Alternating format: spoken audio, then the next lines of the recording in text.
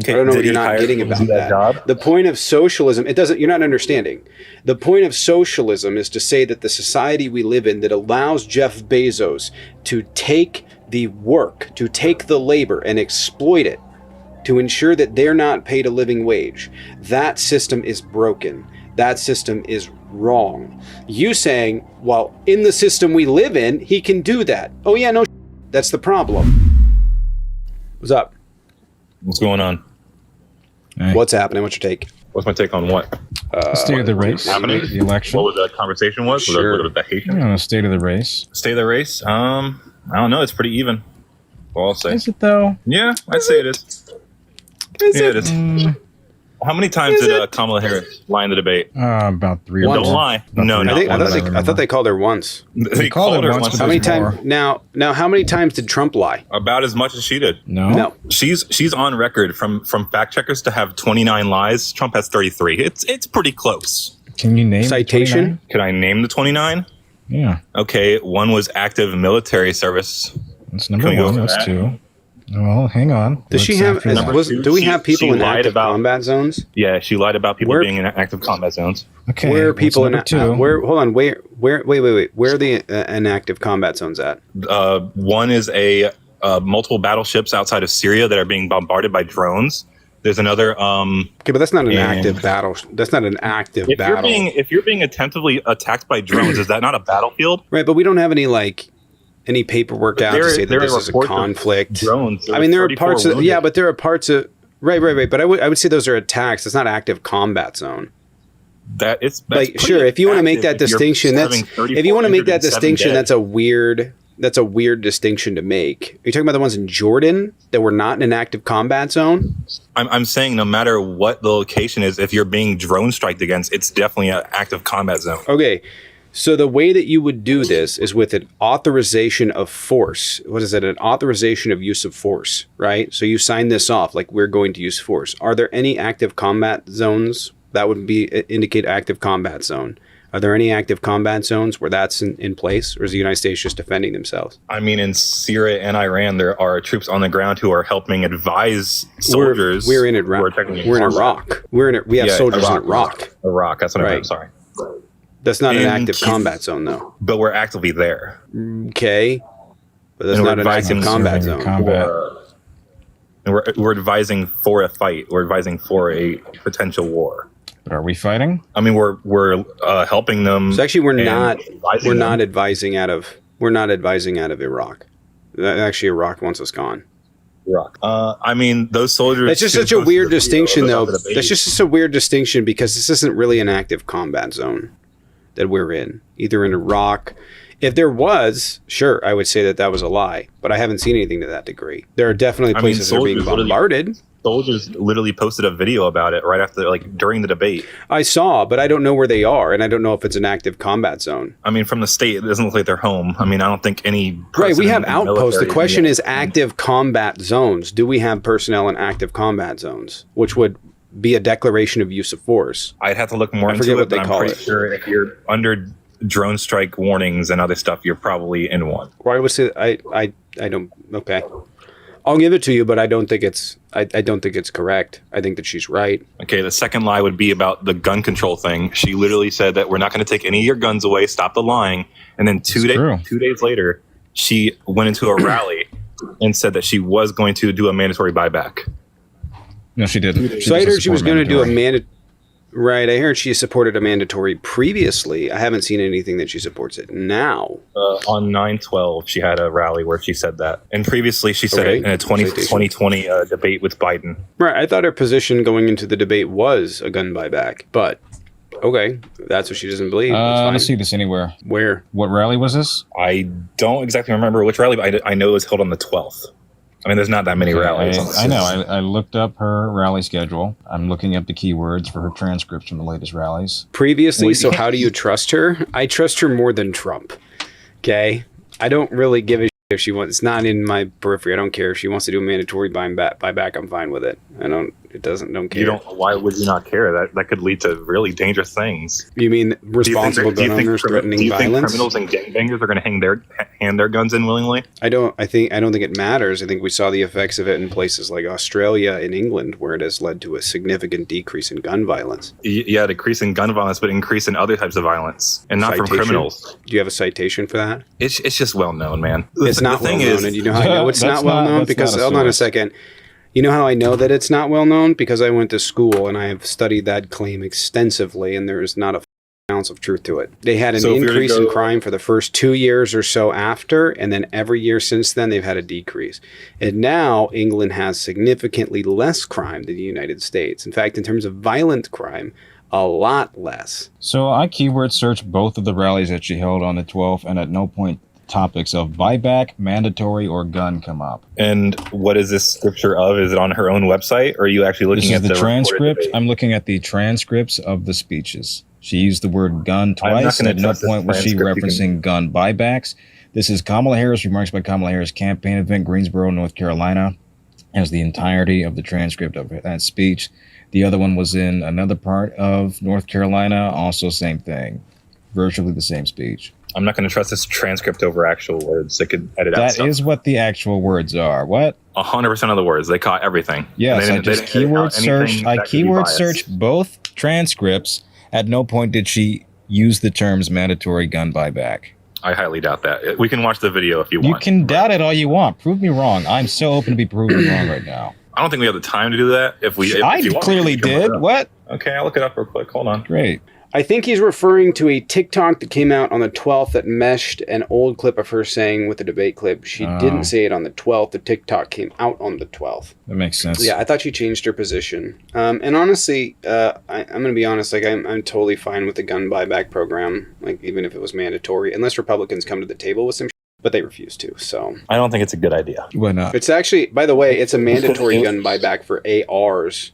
Not for all guns. Okay. So you're putting criminals at an advantage to non-criminals. Do you think criminals are going to hand over their advantage to non? No, I don't expect them to. But I don't really give a shit because it has to do with legal access. Because we're watching most of the crimes that are taking place in mass shootings with people that legally own the guns. So, and like I said, I would be totally, here's the problem. I would be totally fine with Republicans being like, look, let's create some sort of special classification where we know who owns these guns, where we can, monitor it, and we can create, qualifications so that if a person owns an AR, we know that they have the training necessary. We know that they have the background checks necessary, whatever those may be.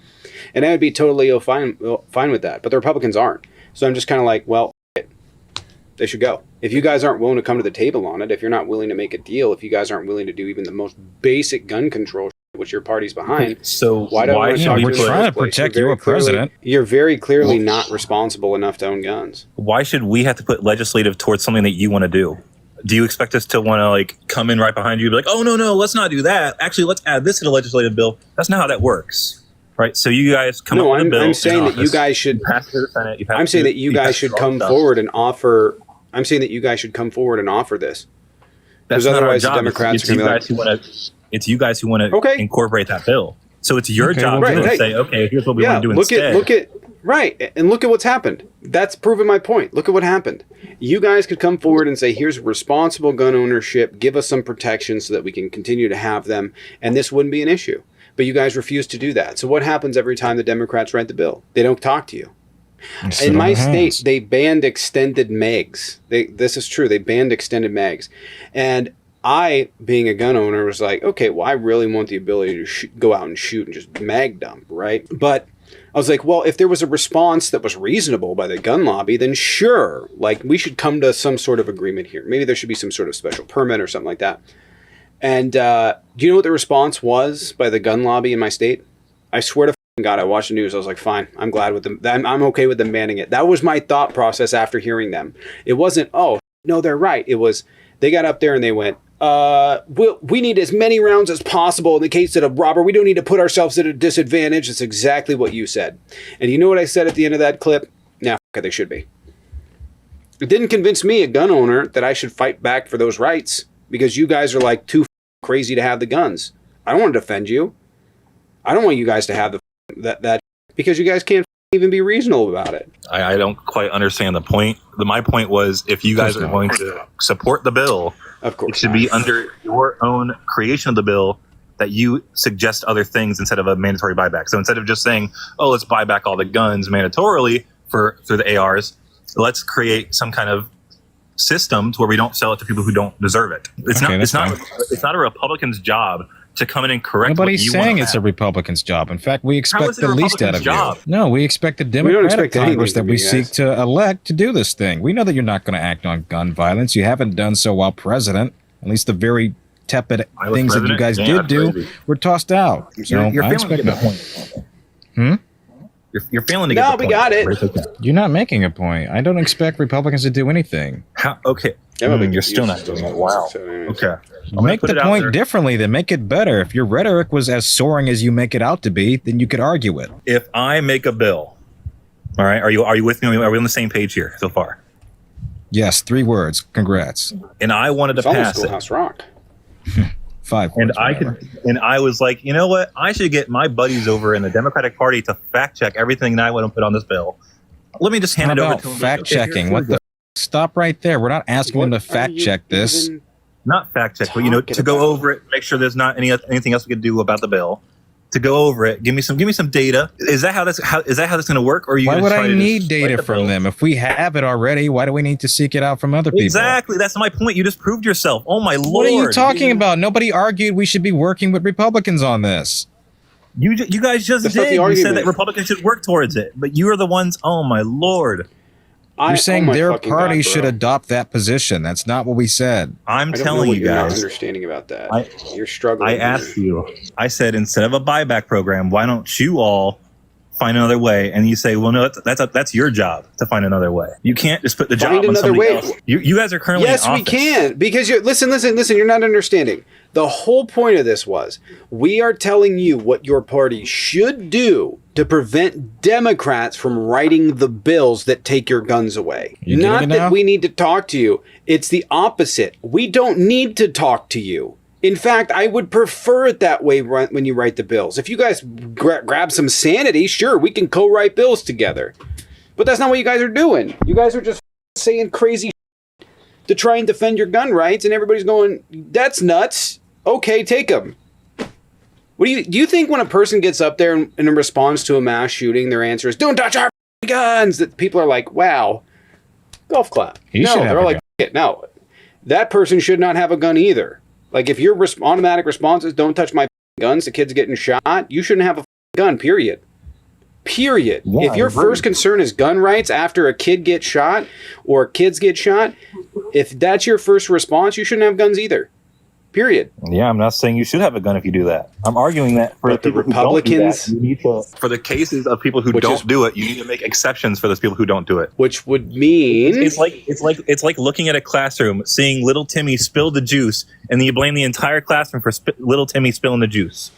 No, because but if there was a systemic issue of everybody getting their juice spilled, then we would probably want to act, or at least a regular occurrence of that happening. If Timmy spilled his juice and half the class went, don't touch my juice, you'd be like, what the that's what's happening. Hey guys, if you are enjoying the show, make sure you hit the like, subscribe, and leave a comment down below. And if you want to support the channel, you guys can become a YouTube member on this channel, or preferably join the Patreon in the link tree in the bio. Also in the link tree is my TikTok, Instagram, Twitch, and the OK Hi YouTube, which I post news to on a regular basis. Enjoy the rest of the show. Don't touch my juice. I don't think that's what's happening at all. People are obviously understanding that these people shouldn't have guns. People on the internet are constantly bashing these shooters. Nobody that's happening. No, there's a reason why members of Congress are wearing AR-15s on their lapels. It's not because they love the children that were shot in these massive atrocities. It's because they'd rather defend the gun lobby that endorsed their campaigns rather than the people they're supposed to represent. Okay, and then as Democrats, if you want to change that, make it a fair change. Don't just say you want to do a mandatory buyback immediately out the gate. Why not? Because it's dangerous. What's dangerous about it? It's dangerous because there are criminals in this country. There's the cartel. And why did gun-related deaths decline 45% when we did have such a program? What period was this? 1994 to 2005. There wasn't as much immigration in this country as there is now. What the migrants aren't the ones killing people anyways. Most people who die from gun-related deaths, specifically AR-15s, are not being shot by migrants. I'm not okay. I'm talking about gun-related deaths. Migrants are not shooting people. Disproportionately, U.S. citizens are doing that. That's so I'm talking about the ban of the sale of AR-15s and the decline of which we saw of gun-related deaths in that period. It's because the population of U.S. citizens is higher. You cannot proportionate to the population, my guy. Where is that information from? On FBI. The FBI. Okay, what is he asking? Yeah, 1 second. The decline of gun-related deaths after the assault weapons ban. What you say? 1 second.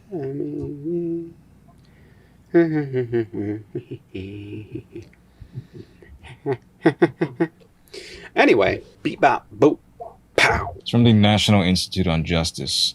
Gave a 10-year assessment on the results of mass unalivings and people dying of mass shootings fell by 43%, increased 239% 10 years after its expiration. You know, I have a thought and had a thought, okay? This is my thought of the day. I've had it for a few weeks now. Republicans just really want America to be a third world country. That's really their policies are just promotion of America being a third world country. That's all. Democrats just want socialism. So what is socialism? I say that. What is socialism? Why is it bad? It's very bad. That's all I'll say. What is it though? Why? Because it's disproportionate. You're taking people who have earned the right to have that money, like Elon Musk, and you're spreading it evenly into a system that's not going to work. No, it's not at all. No, in fact, it's antithetical to everything that you just said. Socialism is making a more equal society. It's actually taking back what has been stolen from people and giving it to them. Taking back. Okay, so if Jeff Bezos makes the Amazon and then he gets all the money from Amazon profits, he should have to give it back because it's not fair to you because you're not rich. No, I'm sorry. not all of it. He's not giving it to me. Be a trillionaire in America? He wouldn't be giving it to me, but look at the transaction here. We paid as taxpayers for every single person that is working at Jeff Bezos' warehouse. We built and paid for the infrastructure through our tax dollars for roads, sewer, water, fiber optics, through computer systems, through the internet. So taxpayers are building all of that. And what is Amazon's warehouses? Is that what you're saying? No, but the workers did. The workers did that have been underpaid. Because they're being paid to. He has disproportionately gained off of what's called the means of production, excess value. The people that built that plant, it didn't go to them. The excess value went to Bezos and his shareholders. Okay, I don't know what you're not getting about that. The point of socialism, you're not understanding. The point of socialism is to say that the society we live in that allows Jeff Bezos to take the work, to take the labor and exploit it, to ensure that they're not paid a living wage. That system is broken. That system is wrong. You saying, well, in the system we live in, he can do that. Oh yeah, no, that's the problem. So if you were in his position, you just want to do that too? But you don't have a problem, but really quick, but you don't have a problem for Donald Trump and the socialism he got, right? When he got his loans paid off. When he literally got loan forgiveness. Or the Republicans that took money during COVID that didn't pay it back. Have you ever mentioned that or heard about that before? What about Jeff Bezos that took money from his parents? Or from him donating to his grandparents? No, he was given a $250 million. He was given a $250 million loan forgiveness recently. Yeah. Okay. A lot of his money, and the reason he gets that money is through donations to. No, but I just told you that he got a loan. Hold on. He got a loan forgiveness of over $250 million. Okay. And there's a reason against that. Right, so that you're against that. How am I? You should also be against us subsidizing Amazon's workforce, right? And giving them tax breaks. Obviously, I don't think tax breaks are a good thing. Like nobody should be able to donate a painting to a museum and get $100 million off their taxes. It's ridiculous. Yes, that's not what I'm talking about. That's not what I'm talking about. I'm talking about giving billionaires extra money, like literally giving them tax breaks on what they should be paying. Not only tax breaks, but giving them the ability to exploit workers. Where is that happening outside of donations? I just told you he got a $250 million loan forgiveness. Not him. Not him, a company. That's not a tax break. A loan forgiveness is not a tax break. Donald Trump got $250 million in loan forgiveness. Donald Trump also exploited the tax. He also, that's part of it. You're trying to like qualify what giving money to billionaires is one form. No, he's gotten all of it, by the way. He conned people out of money. He refused to pay his taxes. He lied about the properties he had. You're not understanding. The point that we're making is this. Hold on. Listen for a second. The point that we're making is this, that billionaires have built their businesses off of the back of people that have been exploited, that have been underpaid, and that have had to live under a living wage to do so. And these billionaires have become inordinately wealthy over doing that very practice. Socialism is not saying we're going to take everything from everyone. It's going to say we're going to build a fair society, because right now the taxpayers now have a higher burden because billionaires get tax breaks. They have to make up the money somewhere. Guess where it comes from? So billionaires get tax breaks. They get the workers that they have. They get them trained through school. They get the infrastructure built and helped by the United States government. They get tax breaks for continuing to expand, and the workers that they have are paid poverty wages. And the system that we're saying for socialism is simply, that's wrong. Nobody should have a $400 million yacht while people are struggling to pay their bills. I mean, if they earned it, they earned it. I don't know what you mean. They didn't earn it. I don't know what that's the whole point of this. Jesus Christ. Okay, look, if I create, just stop talking for a second. Shut the up. Shut the up. You're not understanding, so you need to stop talking. If we created an entirely new system, okay, an entire island of people, and on that island we pay everybody $2 and they all live outside, none of them can feed themselves properly, and they are living in abject poverty. And your argument would be, but yeah, they agreed to get paid because that's a system we set up. It's the same thing here. We have set up a system that is bad, that is wrong. Not just morally, but from just an economic perspective of not paying people wages and allowing wealth to accumulate and sit and do nothing. This is not good. I don't think they're paying them wages. It was minimum wage. You can't offer anything less. If that was the case, yeah, if they were offering less than minimum wage, that'd be a problem, right. And our point is that minimum wage is not enough. I don't think he's going to get this. Anytime. So throughout all of history, minimum wage has never been enough to afford a home. It never was back in the 40s and 50s. We're obviously talking about today. Okay, so do you think that minimum wage is not livable today? Correct. Obviously not. I beg to argue. It sometimes is. It depends where you are. Some states are more. It depends where you want to run it. All right, I will tell you what. You go ahead and pick the state. Let's go. Anyone you want. South Carolina.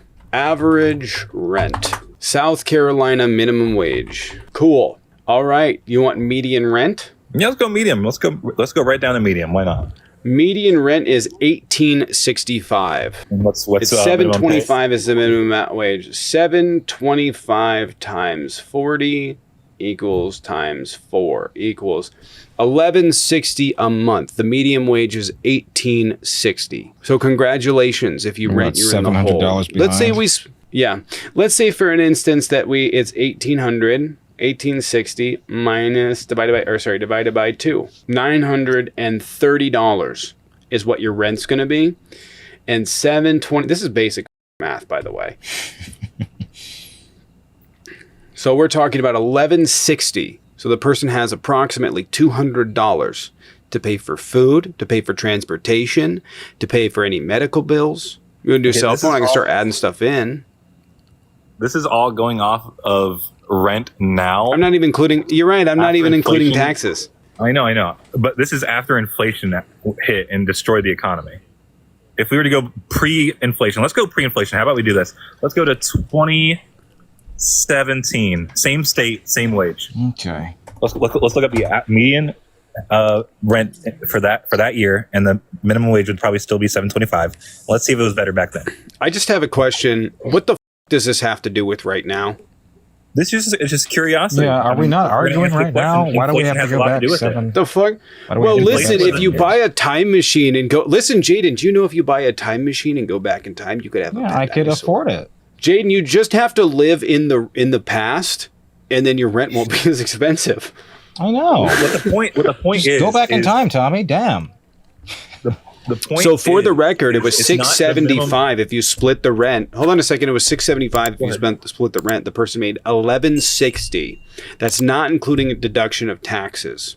So at $1,160, they have approximately $400 to $500 for the entirety of the month to cover food, transportation, insurance, their phone bills. The list goes on.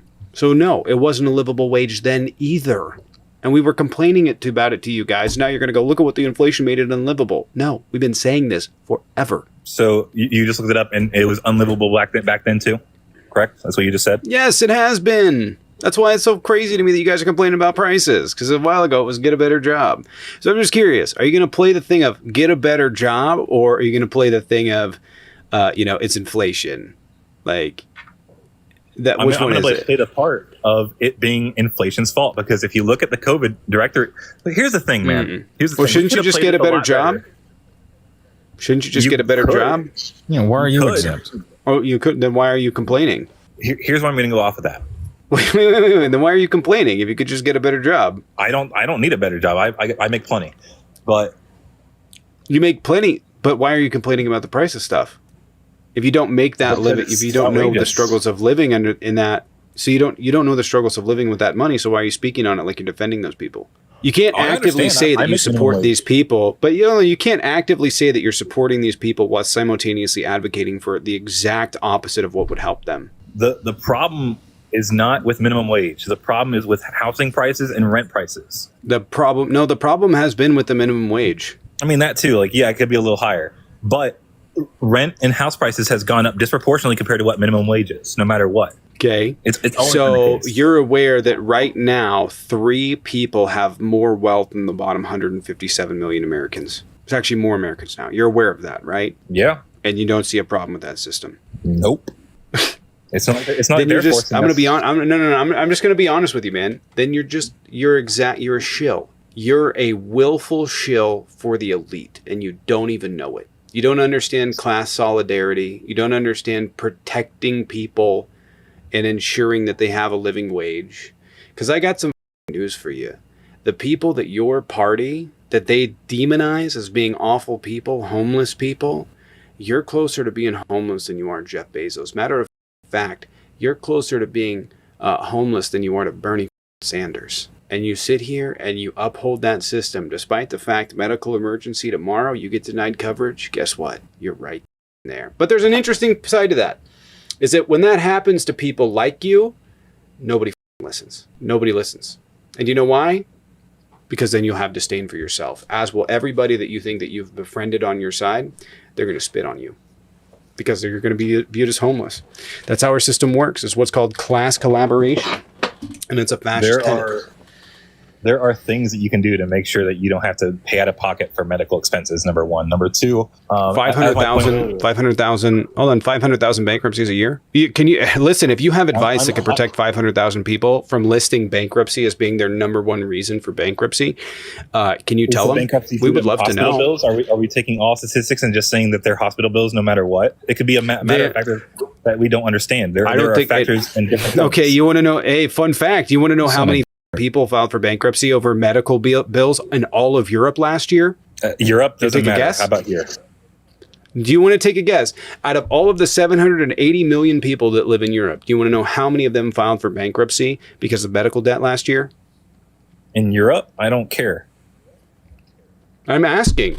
That's Europe's policies. If they want to fix it, they have to vote to change it. I'm asking you. You're advocating a policy that's detrimental. The answer's none.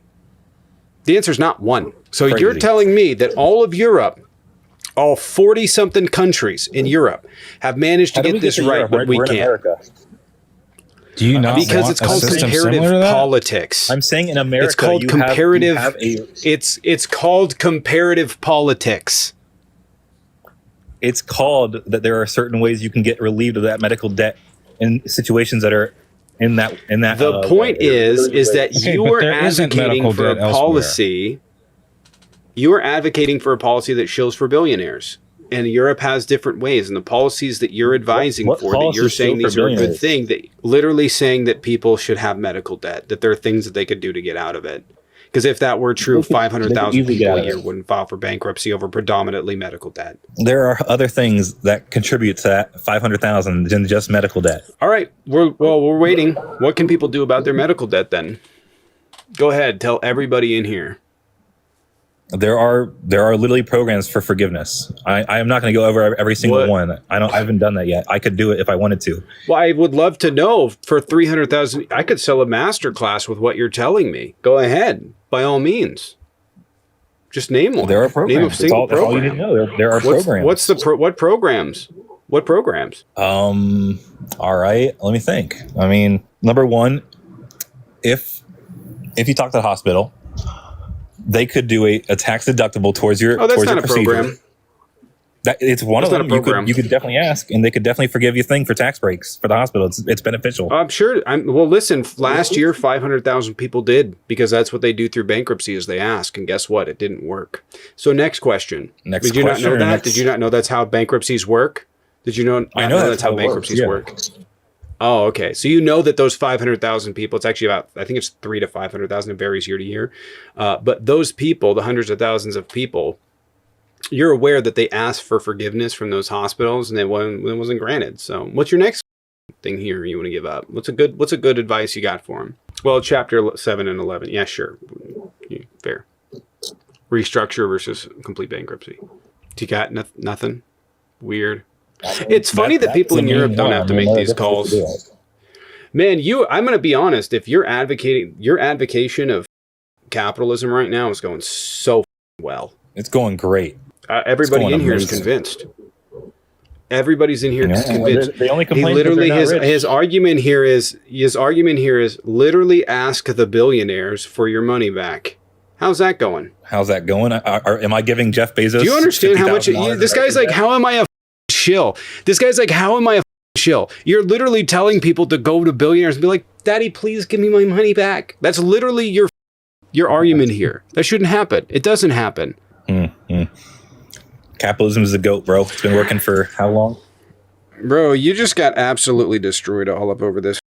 You got anything left? Yeah, I'm sure you didn't. We do not care.